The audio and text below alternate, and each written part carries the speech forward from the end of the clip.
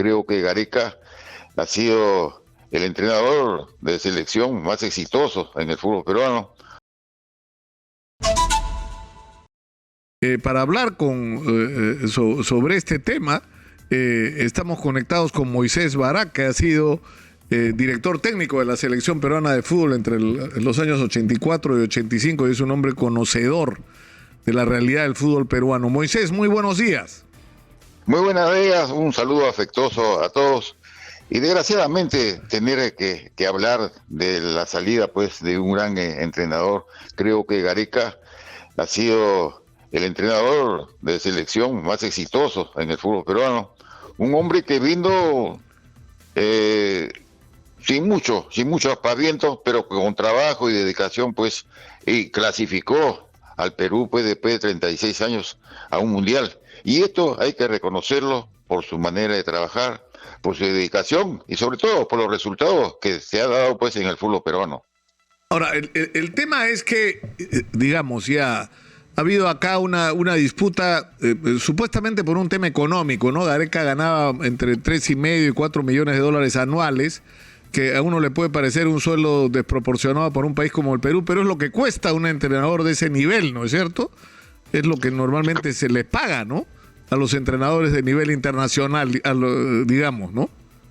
Sí, ese es el costo. Ahora, yo creo que lo de Gareca, pues ya no había que analizar la campaña de él. Todos conocemos su manera de trabajar, su dedicación. Y eso es un ejemplo del trabajo. Y ahora, la preocupación que él ha mostrado en todo su trabajo pues es excelente. Y el resultado, pues Perú pues regresa a un mundial después de 30 y tantos años. Entonces, esto es un meritorio y nos tuvimos últimamente en esta última eliminatoria muy cerca de clasificar un partido. Se definió una clasificación por penales. ¿Qué hubiera pasado si los penales hubieran sido favorables a Perú? Hubiéramos ido por segunda vez a un mundial seguido. Entonces, todos estos merecimientos se han dejado de lado, a un hombre que ha trabajado de un comportamiento excelente y que está haciendo una planificación para trabajar con menores, con chicos, porque ya el 60% de los jugadores que forman la selección, de acá a 4 años, ya va a ser muy difícil por la edad seguir. Entonces, hay que trabajar pues con una renovación de elementos jóvenes, que yo creo que Gareca se dio cuenta que es necesario hacerlo en el Perú, pero desgraciadamente pues con la salida de él nos ha dejado a todos pues yo particularmente pensaba que le iban a renovar por los méritos que ha hecho. Claro, ahora en los medios internacionales lo que dice es que Gareca era después de Tite el entrenador mejor pagado de Sudamérica. Tite, el entrenador de Brasil, gana 3,9 millones de dólares anuales. De ahí venía Gareca con 3,7. En tercer lugar lo tiene Peckerman, que está entrenando a Venezuela por 3,5 millones de dólares. Ahora, el problema es que, insisto, a mucha gente le puede parecer astronómica esta cifra, pero está contratando un entrenador de nivel internacional que estoy seguro va a terminar dirigiendo o alguna selección o algún importante club en el mundo muy pronto, pero que además tenía que hacer un milagro. Y digo milagro porque no hay una correspondencia, Moisés, entre la realidad del fútbol peruano y el que lleguemos a un mundial. Es decir, ahí lo que ha hecho es magia este hombre. Porque no nos corresponde ir al mundial si miramos el estado real del fútbol peruano. Exitosa. Nosotros no vamos a un mundial en este último partido. ¿Qué hubiera pasado si los penales, porque se definió por los penales, claro, los penales hubieran sido favorables a Perú? Hubiéramos ido por segunda vez seguida. Nunca en el Perú fue Perú 2 veces seguidas a un mundial. Mundial, entonces, los mundiales. Entonces, Gareca iba a conseguir eso, pero por esa cuestión no se logró. Pero el trabajo de él no se puede dejar de lado. Un hombre que Claro, pero lo que yo voy es a lo siguiente, Moisés, que es un tema sobre el que el propio Gareca insistía, sobre todo cuando se proyectaba hacia el futuro, es decir, cuál era la generación de futbolistas de recambio, cuando uno mira las edades de los futbolistas, ¿no?, que componen nuestra actual selección, ¿no? Entonces, eso te lleva directamente a cómo está el fútbol peruano. O sea, un fútbol donde los clubes están prácticamente todos en crisis con algún par de excepciones por ahí, ¿no? Desde los intervenidos por la SUNAT hasta los clubes que funcionan de una manera precaria. Yo entiendo que se hizo una evaluación el anteaño pasado del estado del fútbol peruano en comparación con los requerimientos que hacía la FIFA para que te reconozca como un equipo de fútbol profesional. Y al final, si tú aplicas de una manera rigurosa digamos, los estándares de FIFA y de Conmebol, quedarían que 4 o 5, y tal vez exagero, ¿no? O sea, tendríamos un campeonato de 4 o 5 equipos, porque los otros no califican por el estado de las canchas, porque no tienen división de menores, no tienen mujeres, no tienen el personal adecuado, no tiene... Es decir, las canchas están en pésimo estado, en algunos casos ni las tienen, las instalaciones son una vergüenza, los baños, o sea, todo es una desgracia. Entonces, mientras no cambies esa realidad del fútbol, nuestra participación en un mundial, o sea, porque por la calidad del fútbol peruano debería ser natural nuestra participación en un mundial, ¿no?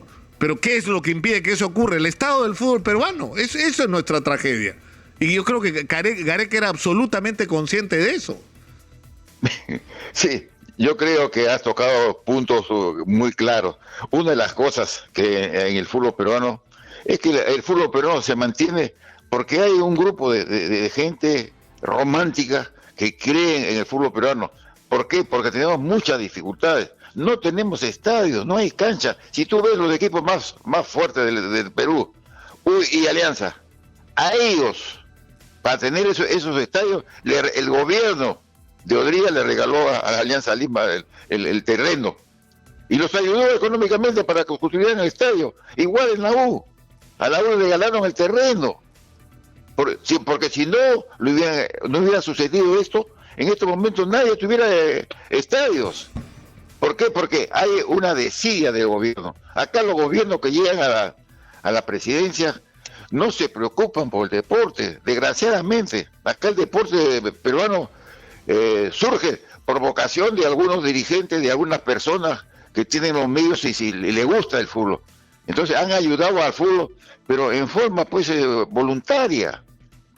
No hay un mérito, no hay una ley, no hay como Argentina o Brasil, donde hay leyes que obligan a los clubes a tener campos deportivos, y no solamente su estadio. Tienen 4, 5, 6 canchas para entrenar, donde trabajan con divisiones menores y la gente capacitada de experiencia son los que trabajan en divisiones menores. En el Perú no sucede eso.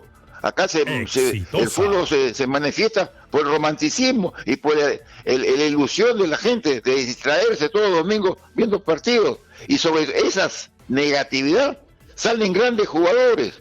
Entonces, ojalá los gobiernos, las autoridades piensen en el futuro deportivo. No se proyecta para los jóvenes, para los muchachos, dónde jugar.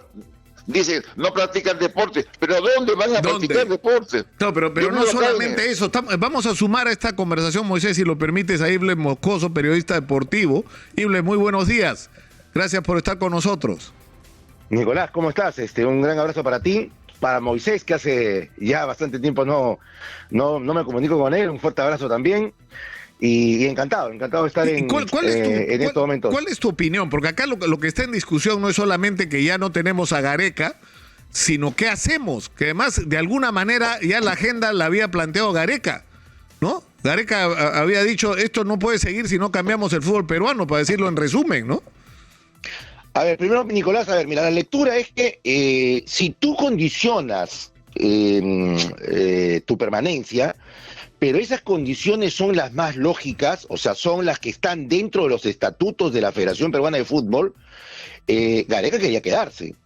O sea, si yo te digo a ti, yo me quedo en tu programa, pero tú mejoras tu programa, ¿no es cierto? Entonces, es algo inherente que tú tienes que decir, por supuesto que sí. O sea, lo que pedía Gareca a la Federación es lo que dice en el plan centenario.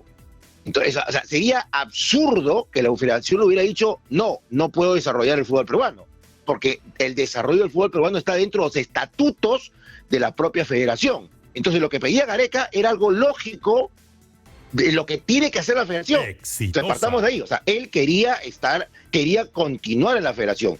Esto ha sido netamente económico, porque claro, cortarle 40% a cualquier trabajador seguramente es algo que te llama la atención, ¿no? Claro, si yo gano 1.000 soles y me cortan el 40%, entonces de 1.000 soles voy a ganar 600 soles y definitivamente, bueno, sí es bastante dinero, ¿no es cierto? O sea, para las personas que puedan ganar de esa cantidad. Pero bueno, estamos hablando de muchos millones. Gareca ganaba aproximadamente 3.700.000. Iba a pasar con un nuevo sueldo a 2.200.000 más o menos, que todavía lo indicaba, lo señalaba como el quinto mejor pagado de Sudamérica entre los entrenadores que están dirigiendo aquí en esta región. Entonces tampoco no creo que sea, bueno, tan alarmante, ¿no? O sea, ganar 2.200.000 es una muy buena cantidad de dinero. O sea, los entrenadores ganan muchísimo dinero, los que entrenan aquí. Entonces, eso ha sido netamente de bolsillo. Me parece que no ha habido tanta voluntad en cuanto al recorte, ¿no? Bueno, tiene todo el derecho Gareca. Pero lo que a mí me extraña es que Gareca diga que va a hacer una conferencia de prensa el próximo martes y lo va a hacer en Lima.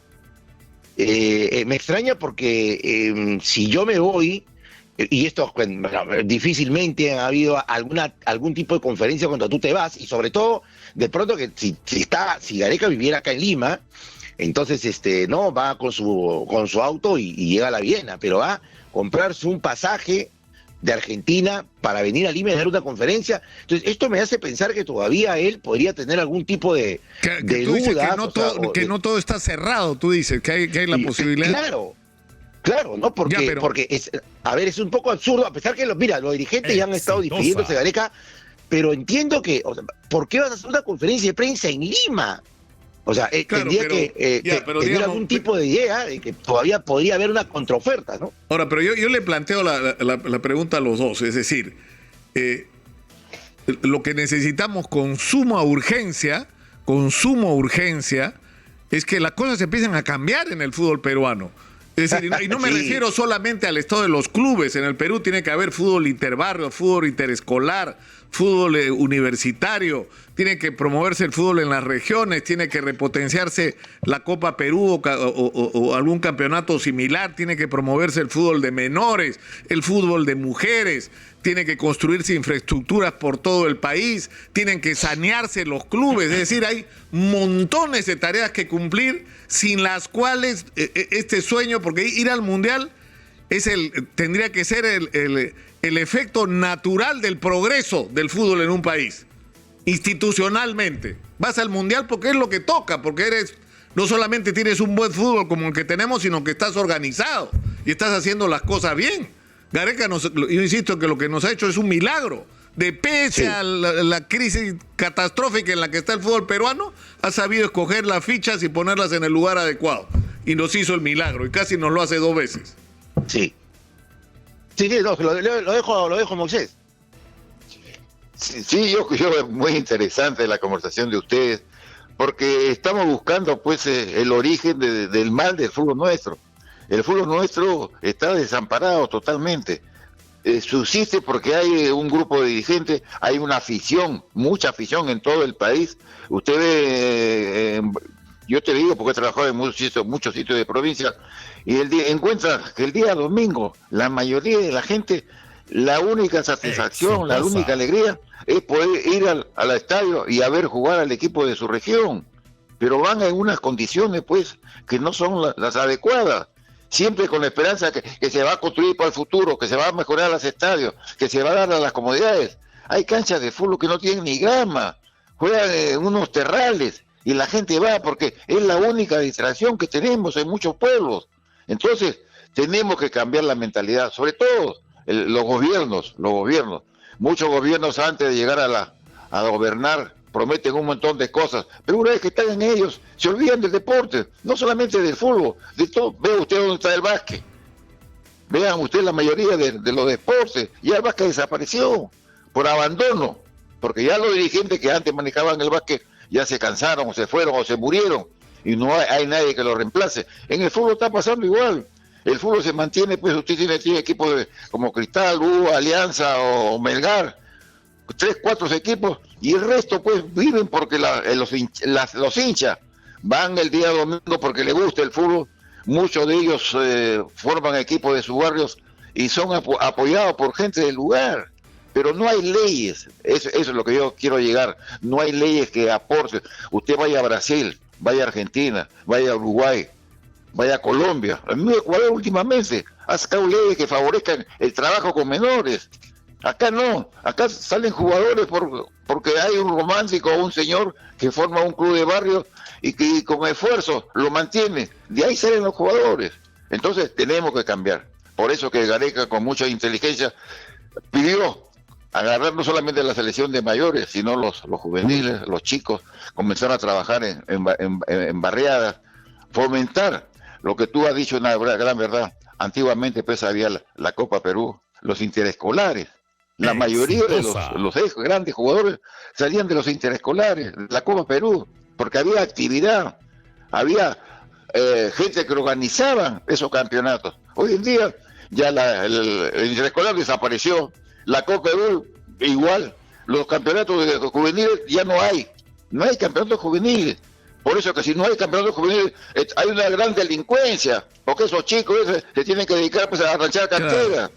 Claro, entonces hay que cambiar. Claro, ¿tú qué dices, Sible? O sea, más allá, porque el problema es que estamos en una situación en la que si no tenemos a Gareca, difícil soñar con ir al Mundial. Es decir, no tenemos un mago. Pero yo insisto que esto tendría que ser de otra manera. Es decir, más allá de que se quede o se vaya Gareca, hay cosas que son indispensables de hacerse en el fútbol peruano. Hay que cambiar el fútbol peruano.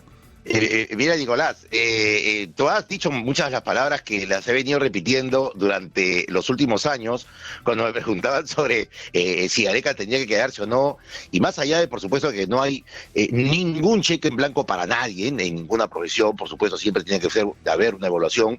Lo que yo decía, Ricardo Gareca, era que había hecho casi un milagro, porque efectivamente, o sea, si los equipos peruanos en Copa Libertadores no solamente no ganamos a nadie, sino que nos golean. En la sub-17 no le ganamos a nadie, en la sub-20 no le ganamos a nadie, en el futsal, en la Copa Libertadores sub-20. O sea, si seguimos repasando todos los torneos internacionales donde intervenimos, no le ganamos a nadie. ¿Por qué Perú tendría que clasificar al Mundial? O sea, estoy totalmente de acuerdo contigo. Es más, Perú tendría que quedar último, penúltimo en el contexto sudamericano en una eliminatoria. Esa es la realidad. Entonces, sin duda que Gareca ha tenido un modelo, tiene una idea moderna de lo que es el fútbol, los automatismos, el funcionamiento, etcétera, etcétera, y eso nos ha hecho competitivos. O sea, el juego colectivo de Perú lo hace competitivo, por lo menos, no es que seamos superiores, porque, a ver, por ejemplo, nosotros jugamos contra Colombia. Colombia nos dominó todo el partido, pero ganamos 1-0. Y muchos creen que porque le ganamos a Colombia, nosotros éramos mejores que Colombia, y es mentira. Colombia es superior a Perú, pero Perú por lo menos en el colectivo puede pelear con selecciones como Chile, como Uruguay o como Venezuela, que son incluso superiores a Perú, porque que tienen mejores figuras, individualidades, pero Perú lo puede hacer porque ya tiene la idea definida y los automatismos y el funcionamiento de Perú puede por lo menos pelear, equiparar y a veces hasta ganar. Esa es la realidad. Ahora, lo que dices, lo que has preguntado, Nicolás, eso está en los estatutos de Perú. ¿Tú qué crees que es el plan centenario? En el plan centenario que tiene la federación está todo lo que has dicho. Y eso seguramente viene desde atrás, de años atrás. Eso está escrito. Ahora, una cosa es que esté escrito y otra que se cumpla. ¿Se va a cumplir? No, Nicolás. Lo pueden escribir de nuevo si quieres. Pero no se va a cumplir porque aquí falta voluntad. Porque los que están dentro de la federación, ¿qué podemos decir? Ya fueron a veces una cofradía en la cual se acostumbran a estar en el cargo porque reciben muchas regalías y hasta sueldos también, aunque sea que se decía de que esto es ad honorem, es mentira. La FIFA otorga sueldos a los presidentes de las federaciones y entonces ya llegas con este mal y la verdad es que tú prefieres que las cosas sigan igual, ¿no? Porque, ¿por qué crees que, a ver, el fútbol en Venezuela, el fútbol en Turquía, y yo puedo mencionar infinidades de países donde se desarrolla porque el fútbol, en los estatutos de las federaciones, y de cualquiera, no solamente de fútbol, sino de básquet, de cualquier federación que tú leas en la primera página, dice el desarrollo del deporte. O sea, los directivos tienen que desarrollar el deporte, no simplemente con la continuación del mismo. Ese es el gran problema. ¿Aquí se desarrolla el deporte? No, no se desarrolla. Y lo he venido diciendo durante muchos años. Es simplemente lo mismo, más de lo mismo, más de lo mismo, porque, insisto, y sobre todo en el fútbol, hay muchísimo dinero y que todos los actores que quieren entrar al fútbol quieren una parte de la torta. Esa es la realidad. No hay una real voluntad de poder desarrollar el deporte, en este caso el fútbol. Y ese es lo que tú bien dices y lo que yo estoy seguro, que así vengan y vuelvan a escribirlo, vuelvan a tener ideas, se reúnan y vaya a ver qué cosas más. Esto difícilmente va a cambiar, Nicolás. Sí, pues. Eso es la realidad.